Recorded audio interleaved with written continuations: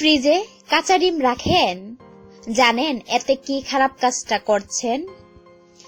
সাধারণত একটি ডিমে 13টি প্রয়োজনীয় ভিটামিন এবং খনিজ পদার্থ থাকে। এতে 6 গ্রাম অত্যন্ত উচ্চমাত্রার প্রোটিন থাকে। ডিম যে কোনো মানুষের খাদ্যাভ্যাসের সুষম আহার বলেই বিবেচিত হয়। জিনিস নষ্ট হয়ে যাওয়ার ভয়ে তা ফ্রিজে ঢুকিয়ে দেওয়ার একটা বদভ্যাস সকলেরই আছে।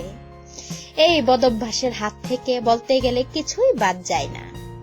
আসলে আমাদের প্রচলিত একটা বোধ আছে যে জিনিস ফ্রিজে ঢুকিয়ে দিলেই ভালো থাকে। এই বদভ্যাসের হাত থেকে ডিমও রেহাই পায় না। কাঁচা ডিম ফ্রিজে রাখাটাই সঠিক বলে মনে করা হয়, কিন্তু অনেকেই জানেন না যে ফ্রিজে ডিম থাকলে কি কি ক্ষতি হয়। 1. ফ্রিজের ঠান্ডা কাঁচা ডিমের মধ্যে থাকা খাদ্যগুণকে নষ্ট করে দেয়। 2. ডিমের মধ্যে বেশ কিছু খনিজ পদার্থ থাকে যা আমাদের স্বাস্থ্যের পক্ষে ভালো। ফ্রিজের ঠান্ডা ওই খনিজ পদার্থগুলো অকেজো করে দেয়। 3. ডিমের মধ্যে থাকা অ্যাক্টিভ এনজাইম ঠান্ডায় নষ্ট হয়ে যায়। 4.